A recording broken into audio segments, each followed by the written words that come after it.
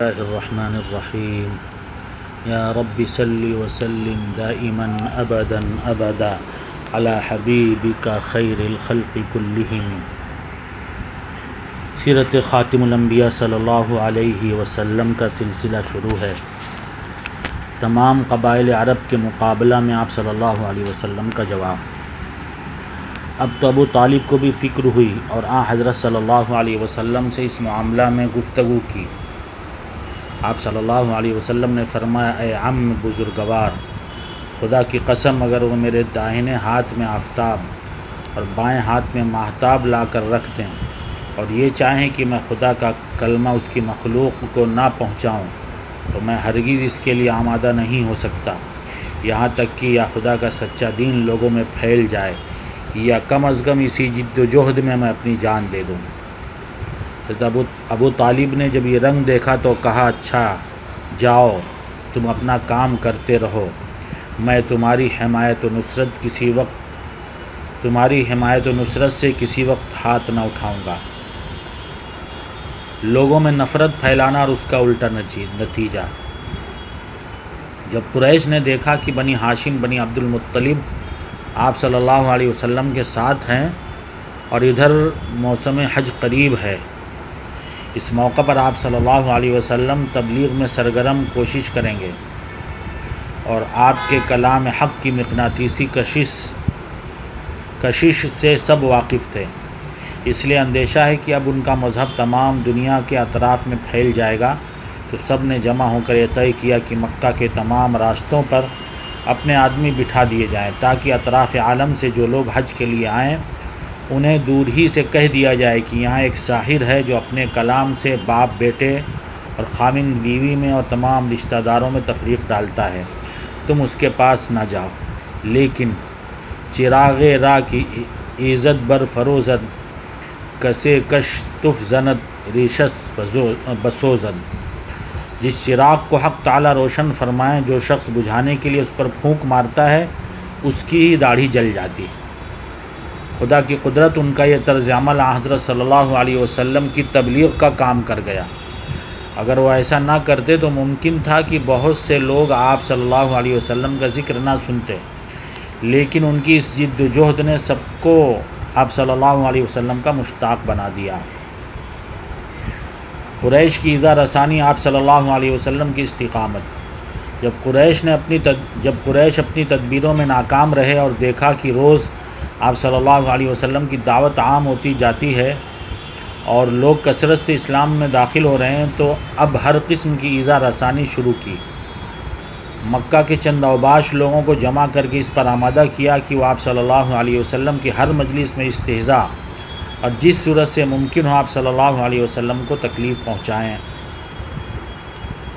آپ صلی اللہ علیہ وسلم کے قتل کا ارادہ اور آپ صلی اللہ علیہ وسلم کا بین معجزہ۔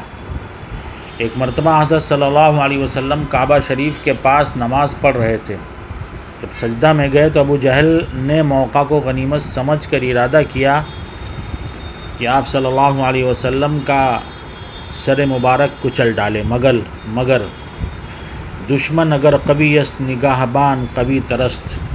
اگر دشمن قوی ہے طاقتور ہے تو حفاظت کرنے والا اس سے زیادہ قوی ہے۔ جب پتھر لے کر آپ صلی اللہ علیہ وسلم کے قریب پہنچتا ہے تو ہاتھ کانپ جاتے ہیں، پتھر ہاتھ سے گر جاتا ہے، رنگ فق ہو جاتا ہے اور بھاگ کر اپنی جماعت کے پاس آتا ہے اور کہتا ہے، جب میں نے آپ صلی اللہ علیہ وسلم کے سر کی جانب ہاتھ بڑھانے کا ارادہ کیا تو ایک عجیب وضع کا اونٹ منہ کھولے ہوئے میری طرف جھپٹا اور قریب تھا کہ مجھے کھا جائے۔ میں نے ایسا اونٹ آج تک کبھی نہیں دیکھا۔ یہ واقعہ ہے جو کفار کے مجمع میں سب کے سامنے پیش آیا اور خود کفار کے سردار ابو جہل نے اس کا اقرار کیا۔ ابو جہل، عقبہ بن ابی معیط، ابو لہب، عاص بن ابی وائل، اسود بن یغوث، اسود بن عبد المطلب، ولید بن مغیرہ ابن حارث، یہ لوگ ہر وقت حضرت صلی اللہ علیہ وسلم کے در پہ ایزار رہتے تھے۔ ان میں سے کسی کو اسلام کی توفیق نہیں ہوئی، بلکہ سب کے سب نہایت ذلیل ہو کر ہلاک ہوئے۔ کچھ غزوہ بدر میں تلوار کے گھاٹ اتر گئے، کچھ نہایت گندے اور سخت امراض میں گل سڑ کر مر گئے۔ قریش کا آپ صلی اللہ علیہ وسلم کو ہر قسم کی طمع دینا آپ صلی اللہ علیہ وسلم کا جواب۔ جب قریش نے دیکھ لیا کہ یہ تدبیر بھی کارگر نہیں ہوئی تو سب نے مشورہ کر کے طے کیا کہ وہ اپنے سب سے زیادہ چالاک سردار عتبہ بن ربیعہ کو آپ صلی اللہ علیہ وسلم کے پاس بھیجیں تاکہ وہ آپ صلی اللہ علیہ وسلم کو ہر قسم کی دنیاوی طمع دلائے۔ شاید اس تدبیر سے آپ صلی اللہ علیہ وسلم اپنے دعوے میں خاموش ہو بیٹھے۔ عتبہ بن ربیعہ آپ کی خدمت میں حاضر ہوا۔ آپ صلی اللہ علیہ وسلم مسجد میں نماز پڑھ رہے تھے۔ پاس جا کر کہا، بھتیجے، تم حسب و نسب کے اعتبار سے ہم سب میں بہتر ہو، اس کے باوجود تم نے اپنی جماعت میں ایک تفریق ڈال دی ہے اور ان کے معبودوں کو ان کو برا بھلا کہا، ان کے آباء و اجداد کو جاہل ٹھہرایا۔ تم آج اپنے دل کی بات تم سے آج اپنی دل کی بات کہہ دوں، اگر ان سارے قصوں سے تمہاری غرض یہ ہے کہ بڑی دولت جمع کر لو تو سنو، ہم تمہارے واسطے اتنا مال جمع کر دینے کے لیے تیار ہیں کہ تم اہل مکہ میں سب سے زیادہ مالدار ہو جاؤ، اور اگر یہ چاہتے ہو کہ تمہیں سرداری حاصل ہو جائے تو اس پر راضی ہیں کہ تمام قریش کا سردار بنا دیں اور آپ کے حکم کے بغیر کوئی ذرہ نہ ہلائیں، اور اگر آپ کی غرض بادشاہت ہے تو ہم آپ کو اپنا سب کا بادشاہ بھی بنا سکتے ہیں، اور اگر تم پر معاذ اللہ کسی جن کا اثر ہے اور یہ اسی کا کلام وہی تم لوگوں کو سناتے ہو تو اس کے دفع کرنے سے عاجز ہو تو ہم آپ کے لیے کوئی طبیب تلاش کریں اور آپ صلی اللہ علیہ وسلم کا علاج کریں۔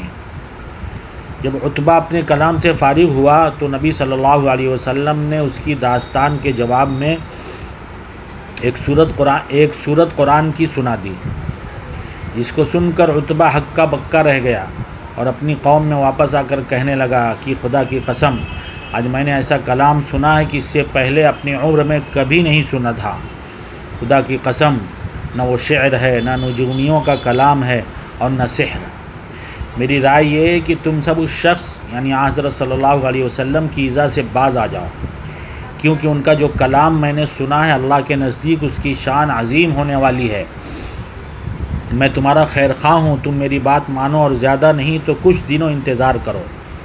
اگر عرب ان پر غالب آ گئے تو تم مفت میں اس تکلیف سے نجات پا جاؤ گے، اور اگر وہ عرب پر غالب آ گئے تو ان کی عزت ہماری ہی عزت ہے، کیونکہ وہ ہمارے ہی قبیلہ سے ہیں۔ قریش اپنے سب سے زیادہ ہوشیار سردار کی یہ باتیں سن کر حیرت میں رہ گئے اور یہ کہہ کر جان چھڑائی کہ اس پر محمد صلی اللہ علیہ وسلم نے جادو کر دیا ہے۔ جب قریش کا کوئی حربہ کارگر نہ ہوا تو اب نبی صلی اللہ علیہ وسلم کے ساتھ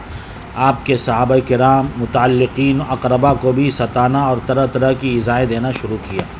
حضرت بلال وغیرہ صحابہ کو سخت ایذائیں دی گئیں۔ حضرت عمار بن یاسر کی والدہ ماجدہ اسی بنا پر نہایت دردناک طریقہ سے شہید کی گئیں، اور یہ سب سے پہلا واقعہ شہادت ہے جو اسلام میں پیش آیا۔ یا رب صلی وسلم دائما ابدا ابدا علی حبیبک خیر الخلق کلہ۔